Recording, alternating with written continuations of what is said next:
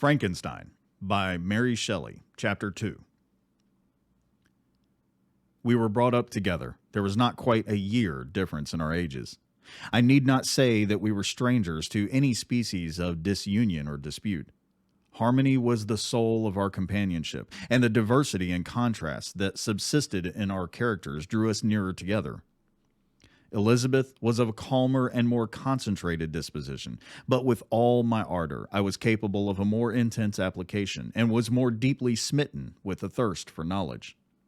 She busied herself with following the aerial creations of the poets, and in the majestic and wondrous scenes which surrounded our Swiss home, the sublime shapes of the mountains, the changes of the seasons, tempest and calm, the silence of winter, and the life and turbulence of our alpine summers.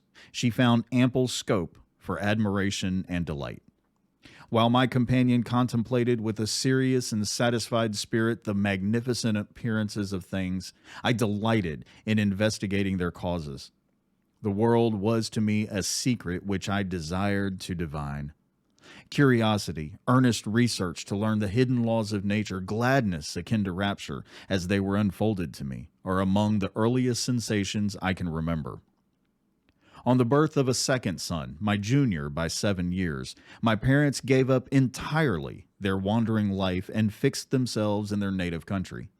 We possessed a house in Geneva and a campaign in Belrive, the eastern shore of the lake, at the distance of rather more than a league from the city. We resided principally in the latter, and the lives of my parents were passed in considerable seclusion. It was my temper to avoid a crowd and to attach myself fervently to a few. I was indifferent, therefore, to my schoolfellows in general, but I united myself in the bonds of the closest friendship to one among them. Henry Clerval was the son of a merchant of Geneva. He was a boy of singular talent and fancy. He loved enterprise, hardship, and even danger for its own sake. He was deeply read in books of chivalry and romance.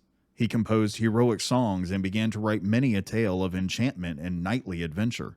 He tried to make us act plays and to enter into masquerades in which the characters were drawn from the heroes of Roncesvalles, of the Round Table of King Arthur, and the chivalrous train who shed their blood to redeem the holy sepulchre from the hands of the infidels.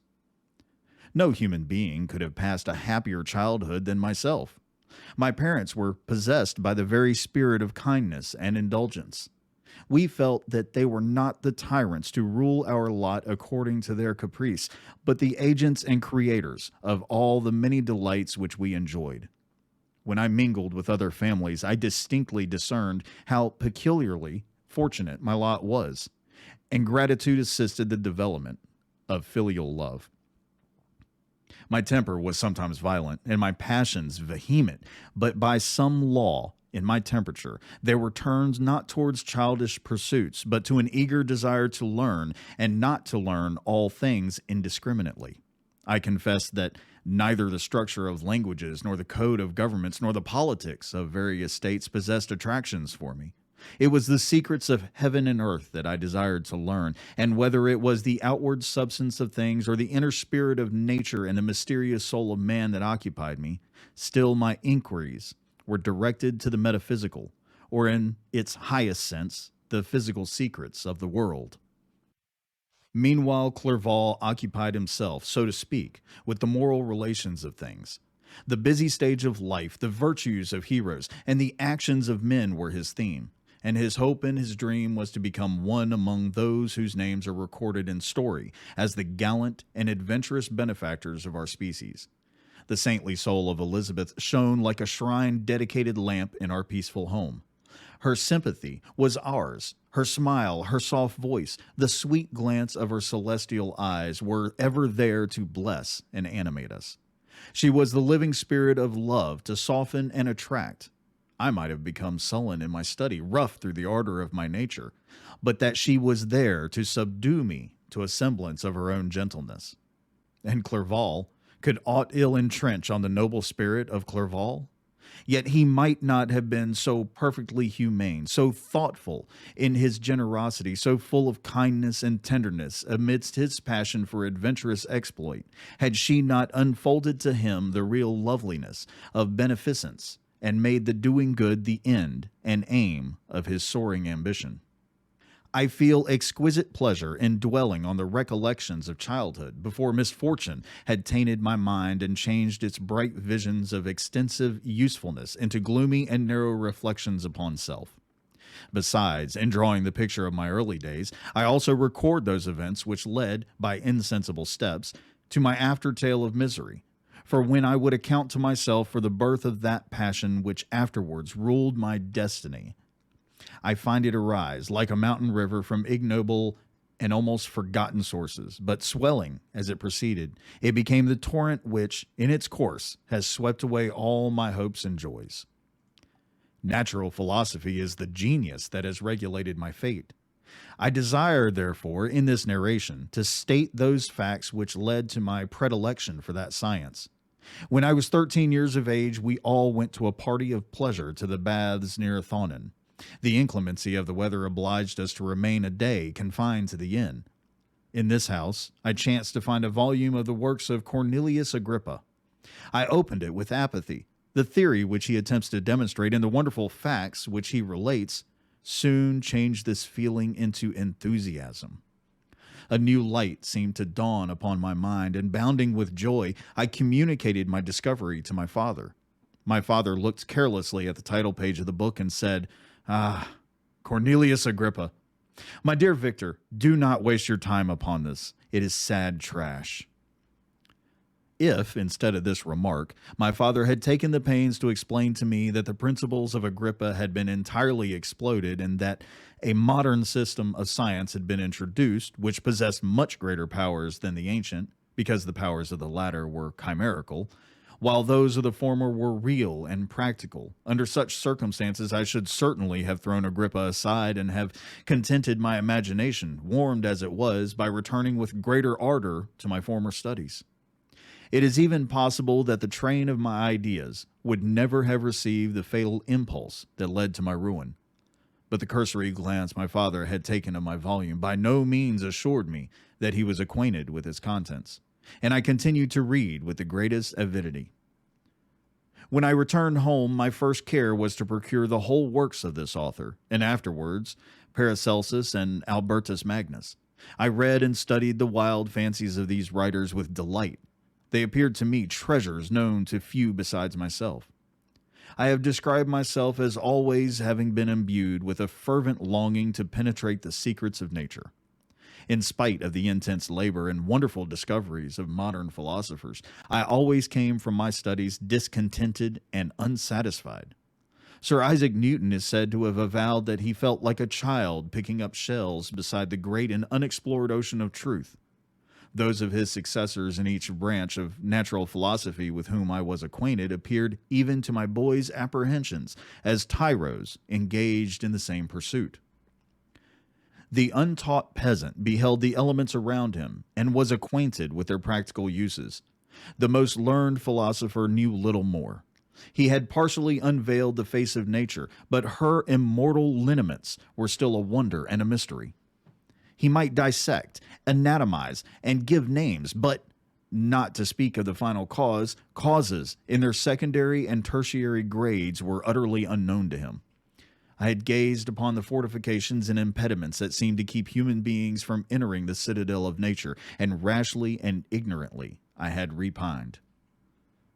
But here were books, and here were men who had penetrated deeper and knew more. I took their word for all that they averred, and I became their disciple.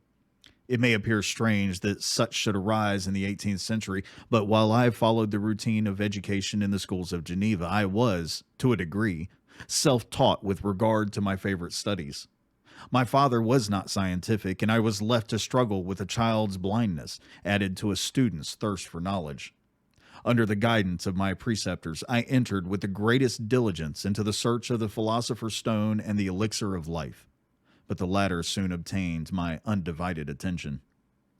Wealth was an inferior object, but what glory would attend the discovery if I could banish disease from the human frame and render man invulnerable to any but a violent death? Nor were these my only visions. The raising of ghosts and devils was a promise liberally accorded by my favorite authors, the fulfillment of which I most eagerly sought.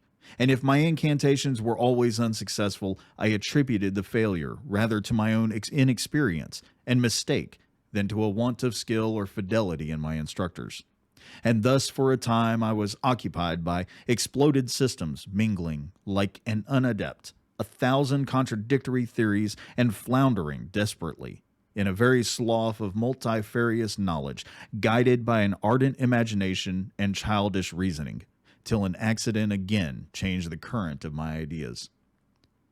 When I was about 15 years old, we had retired to our house near Belrive when we witnessed a most violent and terrible thunderstorm. It advanced from behind the mountains of Jura, and the thunder burst at once with frightful loudness from various quarters of the heavens. I remained, while the storm lasted, watching its progress with curiosity and delight. As I stood at the door, on a sudden I beheld a stream of fire issued from an old and beautiful oak which stood about 20 yards from our house. And so soon as the dazzling light vanished, the oak had disappeared, and nothing remains but a blasted stump. When we visited it the next morning, we found the tree shattered in a singular manner. It was not splintered by the shock, but entirely reduced to thin ribbons of wood. I never beheld anything so utterly destroyed. Before this, I was not unacquainted with the more obvious laws of electricity. On this occasion, a man of great research in natural philosophy was with us, and excited by this catastrophe, he entered on the explanation of a theory which he had formed on the subject of electricity and galvanism, which was at once new and astonishing to me. All that he said threw greatly into the shade Cornelius Agrippa, Albertus Magnus, and Paracelsus, the lords of my imagination, but by some fatality the overthrow of these men disinclined me to pursue my accustomed studies. It seemed to me as if nothing would or could ever be known. All that had so long engaged my attention suddenly grew despicable. By one of those caprices of the mind which we are perhaps most subject to in early youth, I at once gave up my former occupations, set down natural history and all its progeny as a deformed and abortive creation, and entertained the greatest disdain for a would-be science which could never even step within the threshold of real knowledge. In this mood of mind, I betook myself to the mathematics and the branches of study appertaining to that science as being built upon secure foundations and so worthy of my consideration. Thus strangely are our souls constructed, and by such slight ligaments are we bound to prosperity or ruin. When I look back, it seems to me as if this almost miraculous change of inclination and will was the immediate suggestion of the guardian angel of my life, the last effort made by the spirit of preservation to avert the storm that was even then hanging in the stars and ready to envelop me. Her victory was announced by an unusual tranquility and gladness of soul which followed the relinquishing of my ancient and latterly tormenting studies. It was thus that I was to be taught to associate evil with their prosecution, happiness with their disregard. It was a strong effort of the spirit of good, but it was ineffectual. Destiny was too potent, and her immutable laws had decreed my utter and terrible destruction. And thus ends Chapter 2 of Frankenstein by Mary Shelley. So it's definitely an interesting read so far, and I like how we're learning more about Victor's childhood. I believe I mentioned in the first video that I hadn't actually read Frankenstein. You know, similar to Dracula, I had never actually read Dracula, and I'm kind of upset about that. I'm actually very surprised. But learning about a character's childhood early on and what happens to develop them into the person that they're going to become is just, you know, in my mind, I love it. It's amazing storytelling. It really is. But of course, that was chapter 2. We'll get into chapter 3 next week. It'll be good. I'm fairly certain of that. So, I haven't streamed in the last 2 nights because my internet has been messed up by an ice storm. It's still down. It's still messed up. It works, but An upload speed of zero point 0.5 megabits per second is not going to get me anywhere. That's why I'm recording this video on a Sunday afternoon instead of a Monday night, back to my kind of old schedule of how I was doing things. But Thursday night stream was a little bit different. I thanked everybody for hanging with me for 2 years. I've been streaming for 26 months, roughly, since I first started reaching for affiliate. 2 years of affiliate streams on Twitch back in February 11th or something like that. And it's been a fun ride. But one of the other things I also did on Thursday night was I outlined real quickly some long-term goals that I have, that I sat down, that I wrote down in pen so that they cannot be erased. And I'll probably post them somewhere here, maybe even on the wall behind me, so that it's always there, so that I'm always seeing it. So in the next year, some of the things that I want to accomplish, of course, are going to be increased viewership and chatters in my stream. That's one thing that, especially the chatters. I would love to have 20 plus active chatters in my stream every time I go live. Because who doesn't like, what streamer doesn't like a bunch of interaction happening in chat between everybody in chat as well as between myself and them? I mean, it's become one of the things that I enjoy the most about streaming, or pretty damn high up there. One of the things that I really enjoy the most about streaming is Extra Life. And I do have a link down in the description for you to help me get to my $5,000 goal. Come on, man. We can do this. We can do this. We got this. It's going to happen. All right. One of the other 1 year goals I have is a meaningful sponsorship, something that will be useful for both myself and you, the viewer. I can't support products that I don't personally use. So I can sit here and tell you, not an ad, I love Razer products. My keyboard, my mouse, my headset, my Razer Keo camera sitting right here. I love all of these. They work great for me. They do what I need them to. If I could get a Razer sponsorship, you're damn right I would sell them. just to throw that out there. Hey, but you know, we were looking through. Sinful Princess sent me some ideas for things, and some of the ones that came up were like Chewy. Look, I'm passionate about my dog. I love animals. I love dogs. I do love cats. I just can't have one in the house with Jake. I'm pretty sure Jake might try to eat it. And Chewy does good things. They have an affiliate service. But for me, I look at it and I go, okay, but that only counts towards new accounts. So I'm not sure if it's exactly what I want to get into or not. It's not a bad idea. And it's something that I will consider still, because Chewy also tries to do some good things too. Moving on to 2 year goals.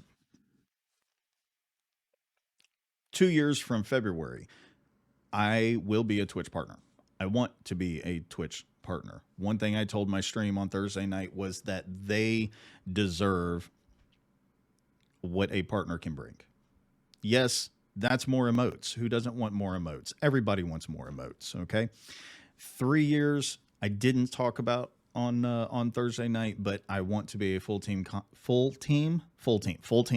I want to be a full-time content creator within 3 years.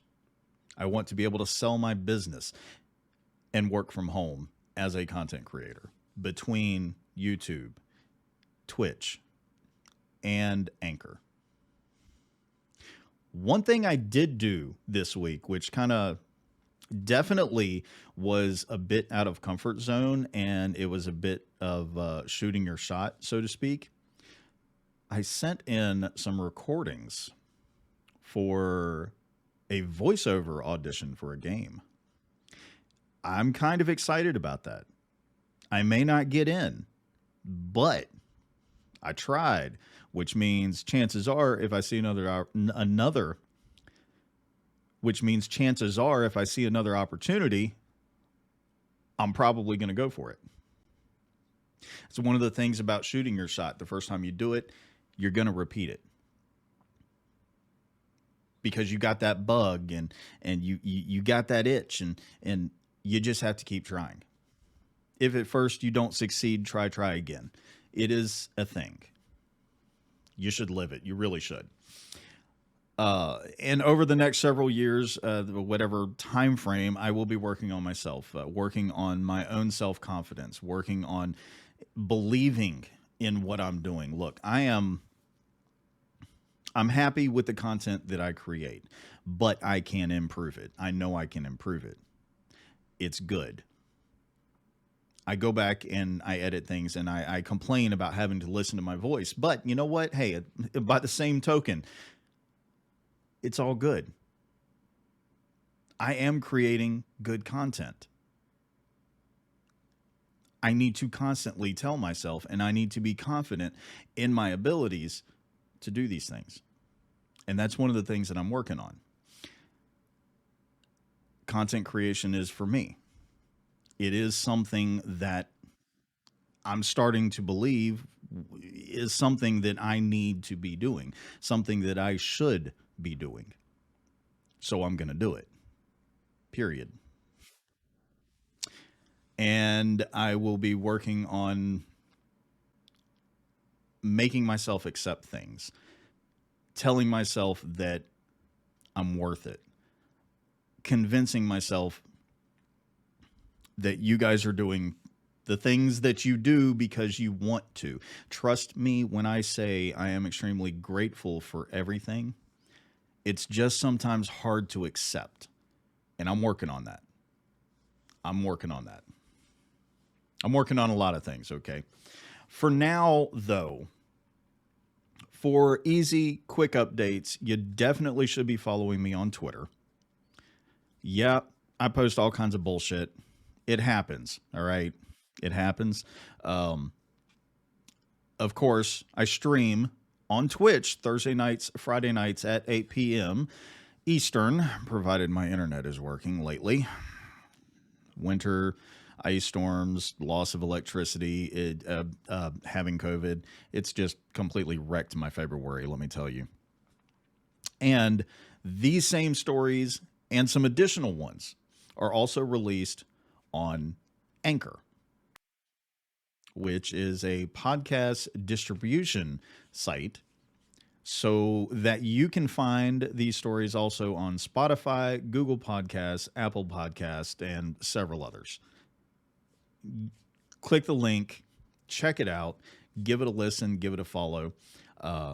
All links will be down in the description. There's also a TikTok where I've been putting Phasmophobia clips as of late, like in the last week, more like the last 3 days, but that's beside the point.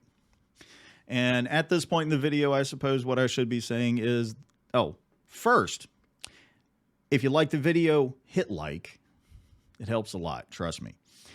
There should be a subscribe button somewhere up here in the corner, and over there, there will be a playlist. Guys, I appreciate your support so very, very much. Thank you, thank you, thank you. I hope you enjoyed the video.